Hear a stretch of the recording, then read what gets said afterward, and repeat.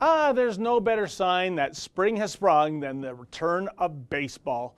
The crack of the bat, the mouth-watering scent of hot dogs and beer. What's not to love? Well, I'm kind of conflicted if I should go down to the old ballpark this season, given that baseball is also apparently a symbol of white privilege.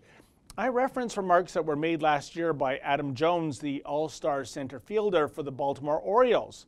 Jones was asked why neither he nor any other black baseball player had followed the lead of San Francisco 49ers quarterback Colin "Cuckoo" Kaepernick, who routinely knelt during the playing of the Star-Spangled Banner to protest alleged police brutality against minorities.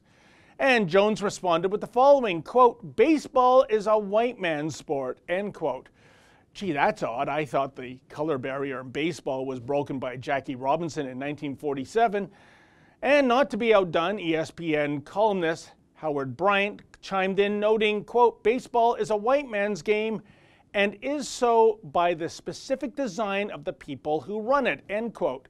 Now, Bryant seems to be implying that Major League Baseball, which is 30% Latino and openly welcomes players of all colors from the world over, is somehow racist toward black Americans. Granted, it is factually true that the number of blacks in baseball has declined over the years. According to a study released by the Society for American Baseball Research, in 1986, blacks represented 18.3% of Major League Baseball players. Last season, that number had plunged to just 8%. But is it really anti-black racism that's driving this downward spiral? I highly doubt that the owners of Major League Baseball teams are actually closeted members of the KKK.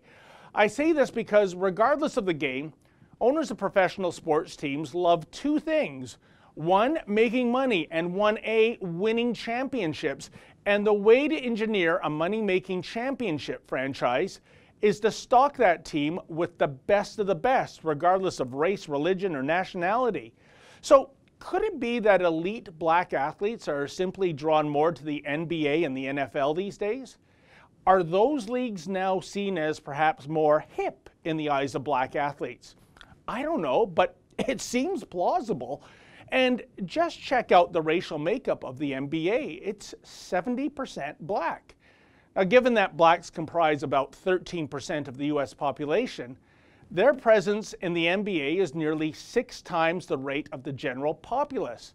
So if one were to employ the logic of Adam Jones, these numbers indicate that the NBA is being racist toward Caucasians, even though we all know white men can't jump. Oh, and speaking of Mr. Jones, in 2012, he signed a 6-year contract extension with the Orioles for $85.5 million US. Oh yeah, old man Whitey sure screwed him over, didn't he now? For the Rebel.media, I'm David the Menzoid Menzies. Like what you just saw? Then click subscribe below and never miss another Rebel video.